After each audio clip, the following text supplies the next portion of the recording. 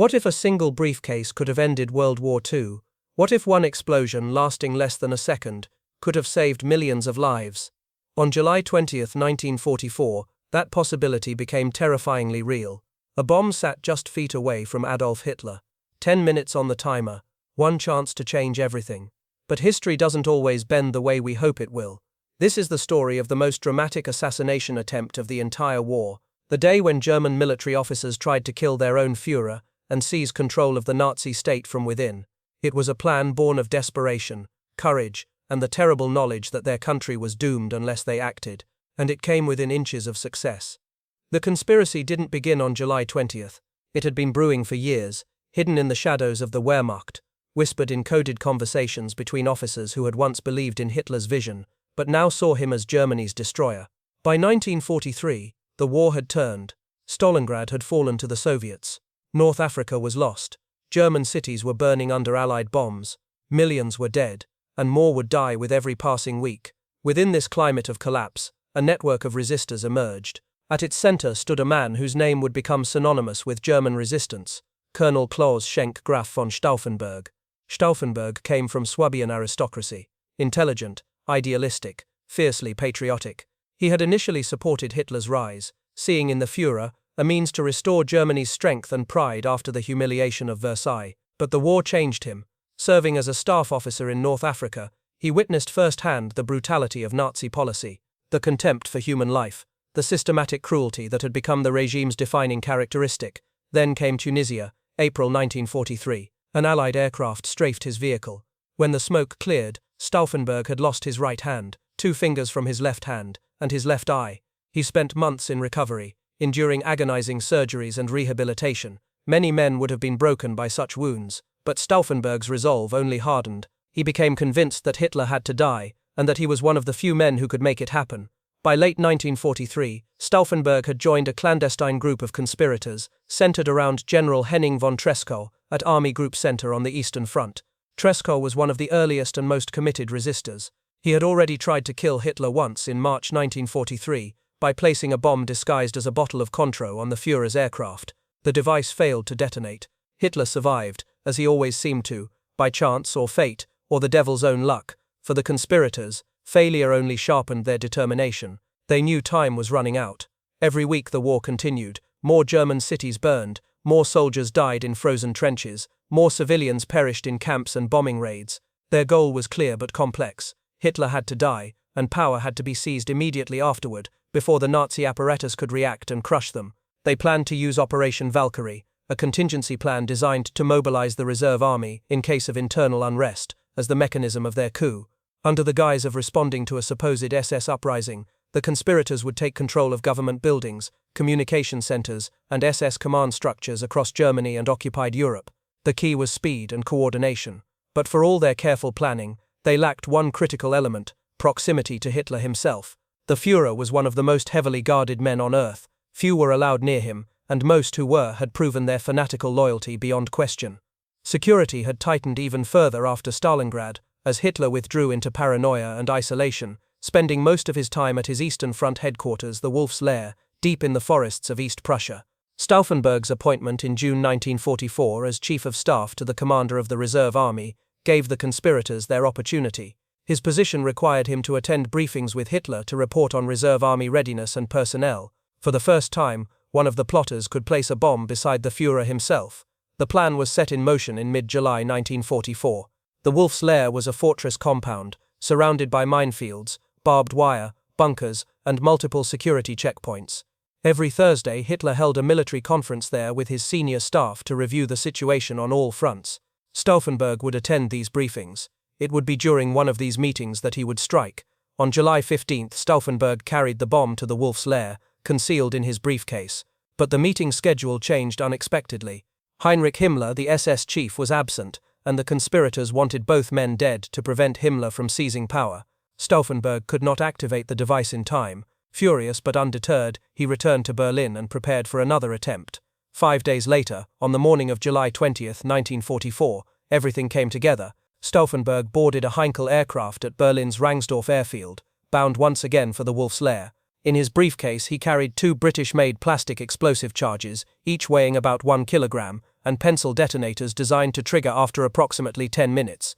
His aide, Lieutenant Werner von Haften, accompanied him, carrying a second briefcase with backup explosives. At 10:15 a.m., they landed at Rastenburg airfield and drove to the headquarters compound. The day was oppressively hot. Stauffenberg learned that the conference had been moved forward to 12:30 p.m., instead of the usual 1:00 p.m., because Mussolini was arriving later that afternoon for a visit. He also learned that the meeting would be held not in the underground bunker, where the blast would have been devastating and inescapable, but in a wooden barracks above ground. The windows would be open to let in air. These changes meant the bomb's effectiveness would be significantly reduced, but there was no turning back. This might be the last chance they would ever have. At 12:30 p.m., Stauffenberg entered the briefing barracks. Around the heavy oak conference table stood more than 20 officers, field marshals, generals, adjutants, aides. The atmosphere was tense but routine. Maps covered the table, showing the disintegrating fronts in the east and west. Hitler leaned over them, his hands trembling slightly, as reports came in of Soviet advances and American breakouts from Normandy. Stauffenberg saluted and took his position near Hitler, just a few feet away. Shortly before 12:40 he excused himself, claiming he needed to take an urgent phone call.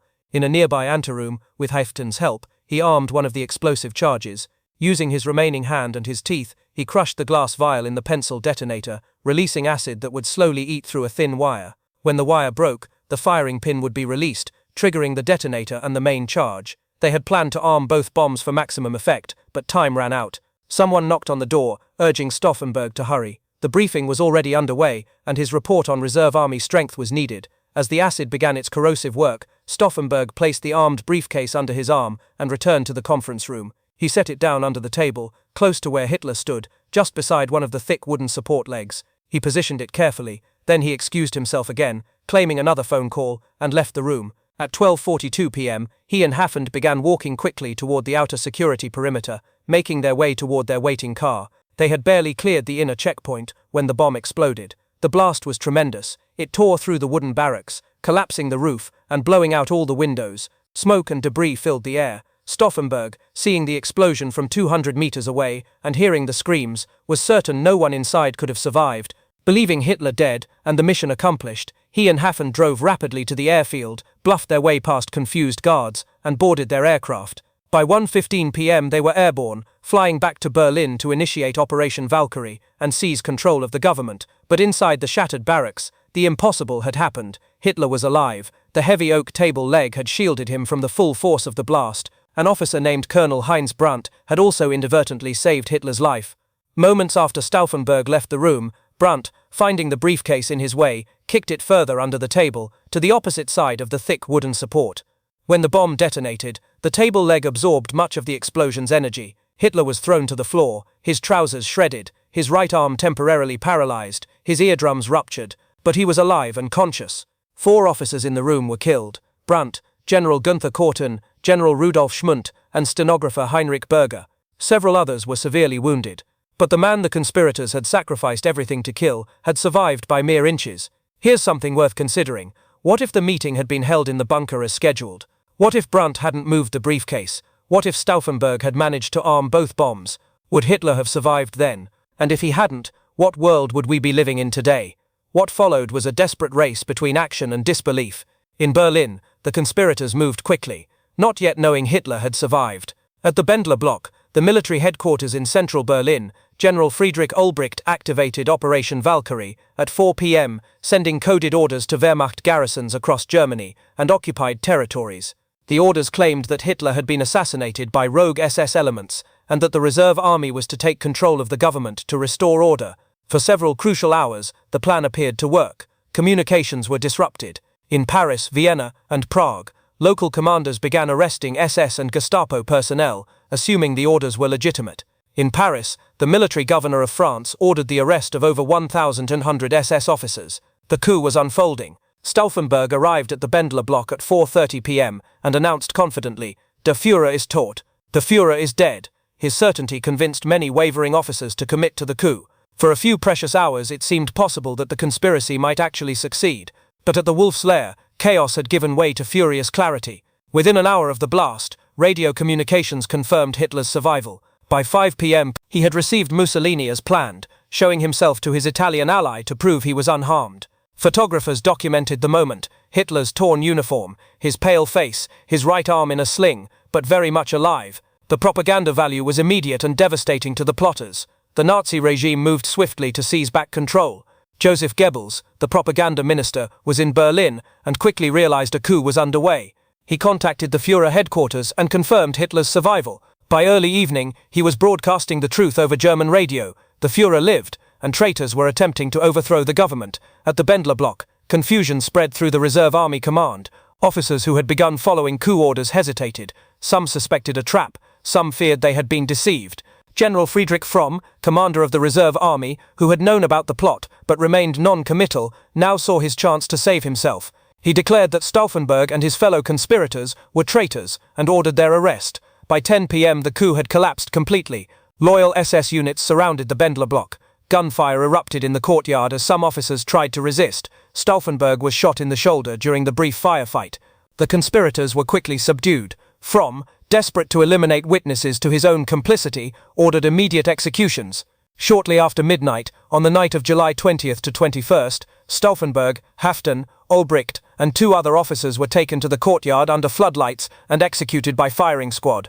Stauffenberg's last words, witnessed by several guards, were reported to be, "Es lebe unser heiliges Deutschland," "Long live our sacred Germany." The sound of those shots ended the last real chance to stop Hitler from within Germany itself. In East Prussia, when news of the assassination attempt reached Hitler, his reaction was a mix of rage, paranoia, and messianic triumph. He interpreted his survival as proof of divine protection, confirmation that Providence had chosen him to lead Germany to final victory, no matter the odds. The following day, he broadcast a speech to the German people, his voice shaking with fury. "A very small clique of ambitious, unscrupulous officers has committed a crime unparalleled in German history. Providence has spared me to continue my work. These criminals will be exterminated without mercy." He meant every word. The reprisals that followed were merciless and methodical. Heinrich Himmler and the Gestapo launched a nationwide purge of unprecedented scope. Within weeks, more than 7,000 people were arrested, not only military officers but their families, clergy, civil servants, and anyone remotely connected to the resistance. Roughly 5,000 were executed over the following months. The methods of execution were deliberately cruel.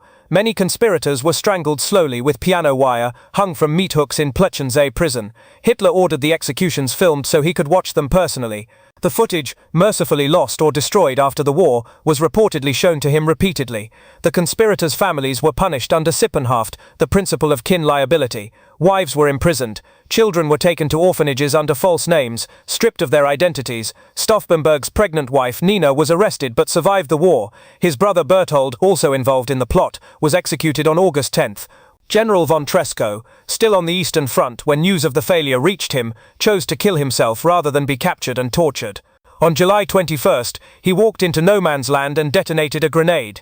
His last words to a fellow officer were, "The moral worth of a man begins only where he is ready to sacrifice his life for his convictions." The July 20th plot failed completely. The Nazi regime remained intact. The war continued for another 9 months of unimaginable destruction. Yet in retrospect, its significance extends far beyond its immediate outcome. This was not simply an assassination attempt. It was an act of conscience within a system built on fear, obedience, and terror. The conspirators had known the odds. They knew Hitler might survive. They knew the coup might fail. They knew they would likely be executed in the most brutal manner imaginable. But they acted anyway, believing that Germany's moral survival demanded it. Their motivations varied. Some sought to end the war and negotiate peace with the Allies before Germany was completely destroyed. Others wanted to preserve what they saw as the honor of the German military, separate from Nazi crimes. Few were Democrats in any modern sense. Many had served the regime faithfully for years before turning against it. But all had come to understand that Hitler's continued rule guaranteed Germany's total annihilation. After the war, memory of the conspirators remained complicated in Germany. Some saw them as heroes who had tried to save the nation's soul. Others viewed them as traitors who had broken their military oath and stabbed the army in the back during wartime. For decades, public opinion was deeply divided. Only gradually, as the full scope of Nazi crimes became undeniable, did the July 20th conspirators gain wider recognition as men who had attempted, however belatedly, to reclaim Germany's conscience from the abyss. In the ruins of post-war Berlin, the Bendler block, where Stauffenberg and his companions were executed, was eventually turned into a memorial. A simple courtyard, a bronze plaque, a statue of a bound man, unbroken in spirit. Every July 20th, wreaths are laid there in silence by German officials and citizens, honoring men who chose moral courage over obedience. The Wolf's Lair still stands in the forests of modern-day Poland, though now as a ruin. Retreating German engineers blasted apart the bunkers in January 1945 as the Red Army advanced. Today moss and trees cover the site where the Briefcase exploded, where Hitler survived by inches, where history very nearly changed course. That survival had consequences measured in millions of lives. The war ground on for 9 more months. Dresden burned, Königsberg fell, Berlin became a wasteland. The Holocaust continued until the camps were liberated. Hundreds of thousands more soldiers died on both sides in battles that accomplished nothing except further destruction. The chance to end the catastrophe from within had been lost, and yet the moral resonance of July 20th remains. It stands as proof that even within tyranny, individual conscience can emerge. That even in a system designed to crush dissent, some people will risk everything for what they believe is right. The photograph of Hitler after the bombing captures more than just survival.